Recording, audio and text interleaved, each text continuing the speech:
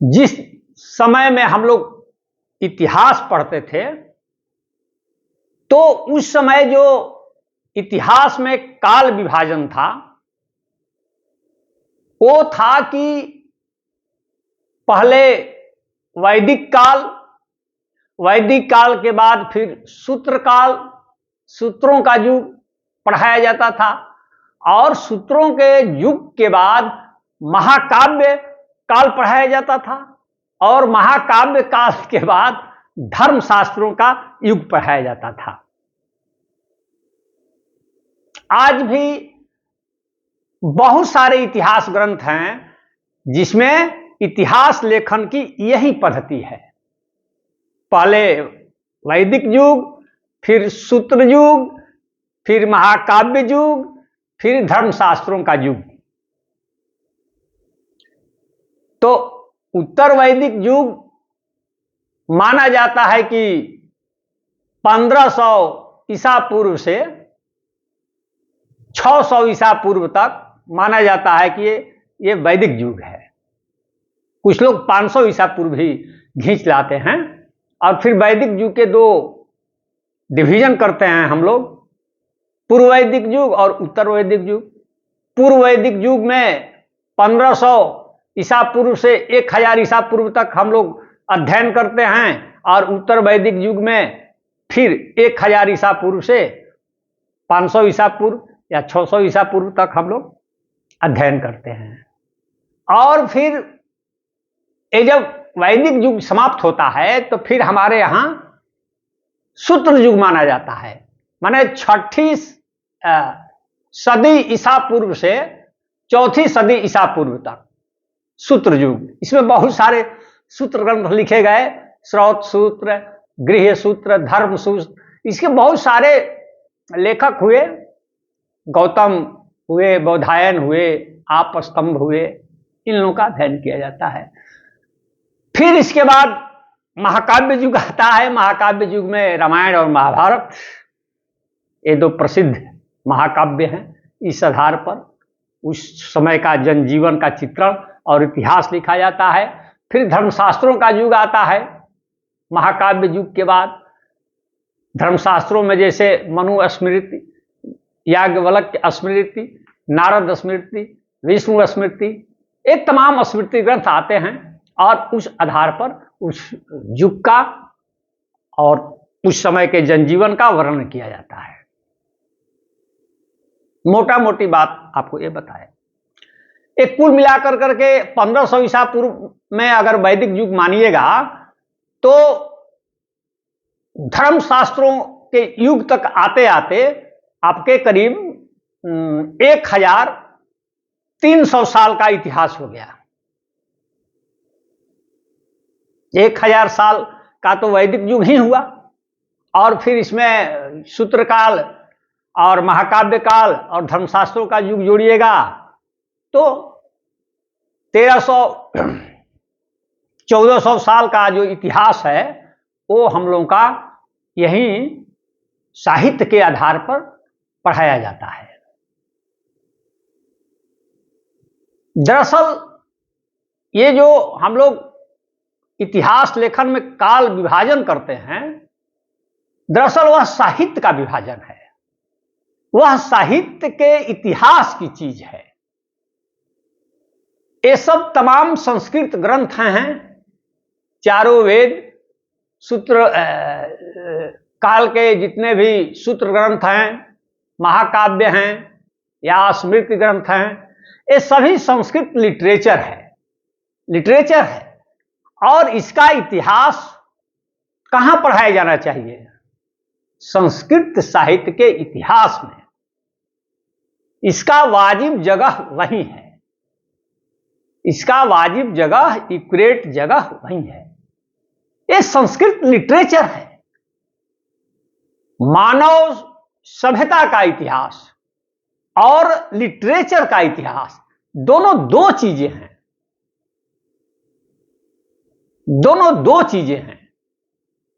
तो मैं ये कह रहा हूं कि वेद साहित्य या सूत्र साहित्य या महाकाव्य साहित्य या स्मृति साहित्य, ये ये लिटरेचर का है, इसे संस्कृत साहित्य के इतिहास में पढ़ाया जाना चाहिए।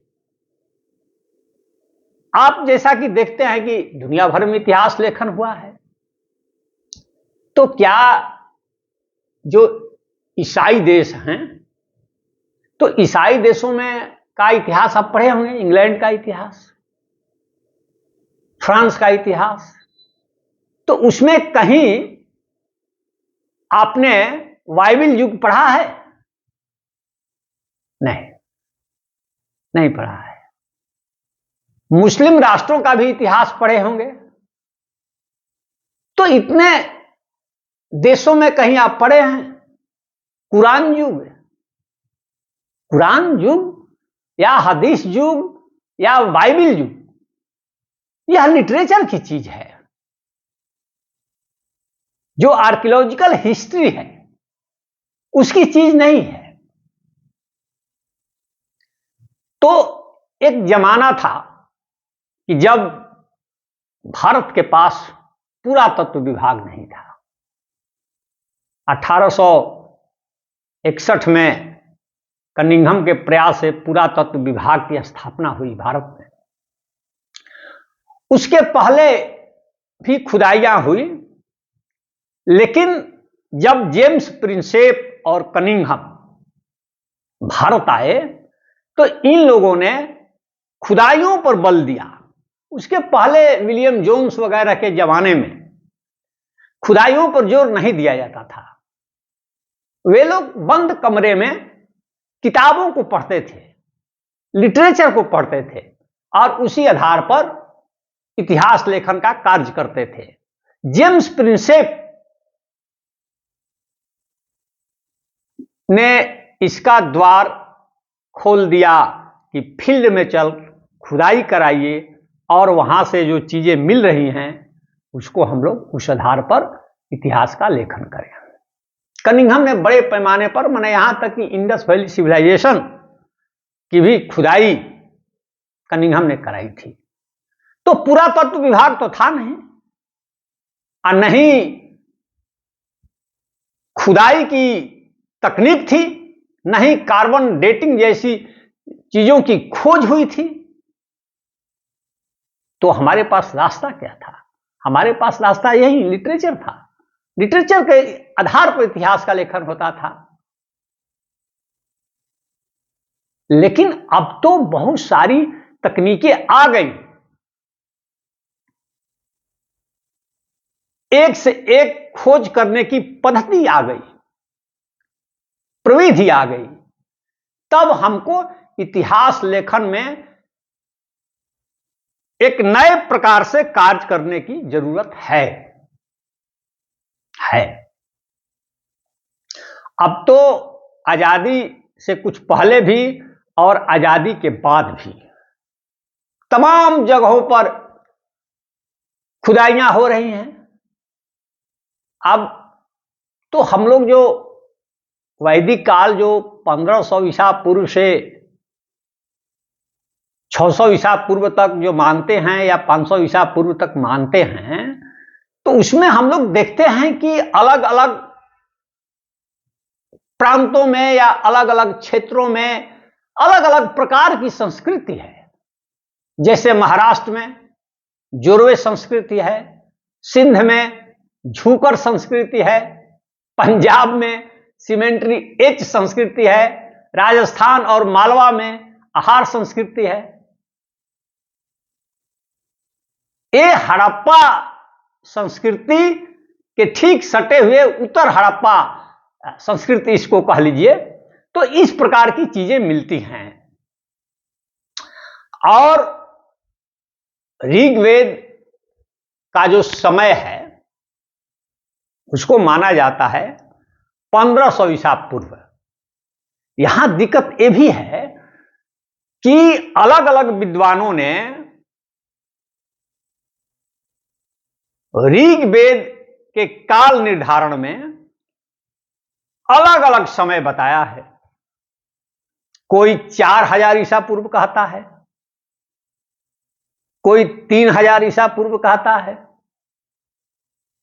कोई 1500 ईसा पूर्व कहता है, कोई 1200 ईसा पूर्व कहता है, कोई इसके बाद भी खींच ले आता है।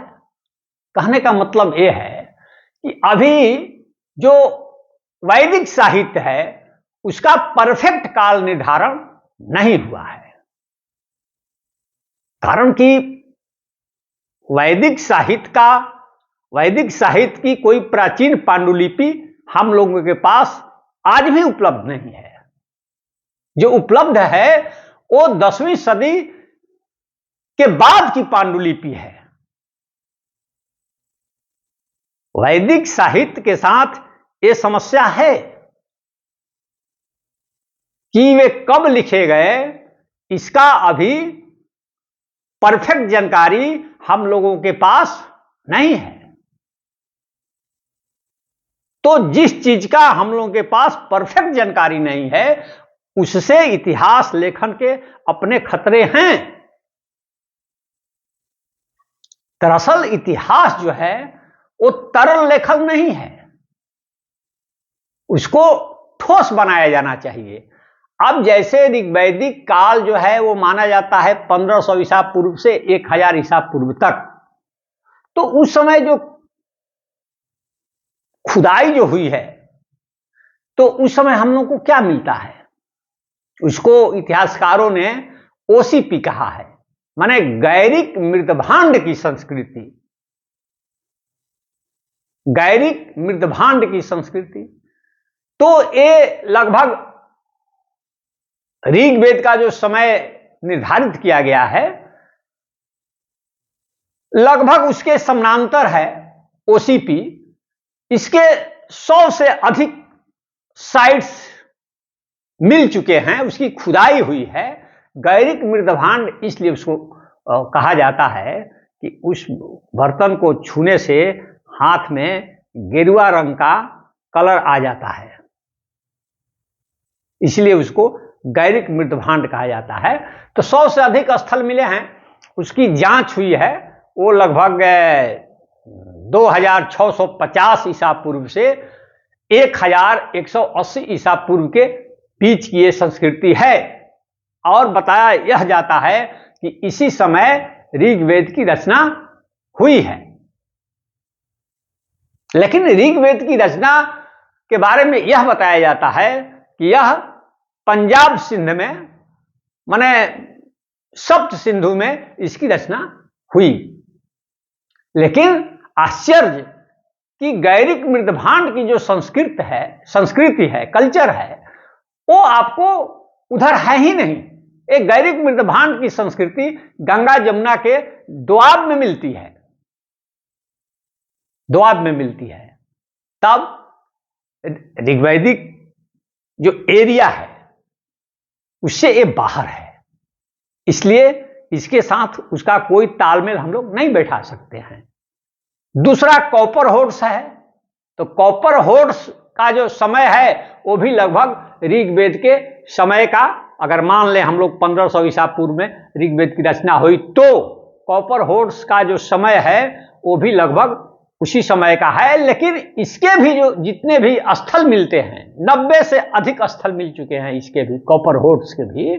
तो कॉपर होड्स भी गंगा जमुना दोआब से बंगाल उड़ीसा तक इसके साइट्स मिलते हैं, और इधर ऋग्वैदिक जनों का विस्तार था ही नहीं। इसलिए इन खुदाइयों से मिली चीजों का हम लोग तालमेल नहीं बैठा सकते हैं, ऋग्वैदिक इंडिया से नहीं बैठा सकते हैं। सॉरी। अब उत्तर वैदिक काल पर आइए, तो उत्तर वैदिक काल में जो ये चित्रधूसर मृदभांड इसको कहा जाता है, इसकी जो संस्कृति है वो संस्कृति उत्तर वैदिक काल के समानांतर है। इसको पीजीडब्ल्यू कहा जाता है। तो पीजीडब्ल्यू की जो जगहें हैं, अहिछत्र, कौशाम्बी, श्रावस्ती, मथुरा, याद कीजिए, तमाम जो स्थल हैं आज के तारीख में ये सब बौद्ध स्थल हैं। तो कुल मिला जुला कर करके स्थिति अभी यह है कि इतनी खुदाइयों के बावजूद भी हम लोग अभी वैदिक युग की पहचान इन खुदाइयों से मिली चीजों से नहीं कर पाए हैं, नहीं कर पाए हैं। कहने का मतलब यह है कि अब समय बदल चुका है, नई नई तकनीकें आ चुकी हैं, नई नई प्रविधियों की खोज हुई है। तो इन खोजों के आलोक में मेरा कहने का मतलब यह है कि भाई 1920 के दशक में जब इंडस वैली सिविलाइजेशन की खोज हुई तो उसके पहले तो सिंधु घाटी की सभ्यता नहीं पढ़ाई जाती थी। 1920 के दशक में जब सिंधु घाटी सभ्यता की खोज हो गई तब वह इतिहास का अध्याय बना, वरना हमारा इतिहास तो वैदिक काल से शुरू होता था। लेकिन इंडस वैली की सिविलाइजेशन की जब खोज हो गई, वो उभर करके सामने आया, तो हम लोगों ने इतिहास को बदल दिया और हम लोग सिंधु घाटी सभ्यता से फिर भारत का इतिहास लेखन आरंभ कर दिया। तो नए प्रकाश में जो नई खुदाइयां हो रही हैं, उस आलोक में इतिहास लेखन फिर से होना चाहिए। और कोई भी लिटरेचर का जब पुरातात्विक साक्ष्य के साथ तालमेल बैठने लगता है तब हम लोग उसको इतिहास में स्थान देते हैं। मेरा कहने का मतलब यह है कि जो लिटरेचर है उसको लिटरेचर में रहने दिया जाए, और जब वो लिटरेचर पुरातत्व के साथ उसका सामंजस्य होने लगे तब उसको इतिहास में जगह मिलनी चाहिए। आपने सुना, बहुत बहुत धन्यवाद। धन्यवाद।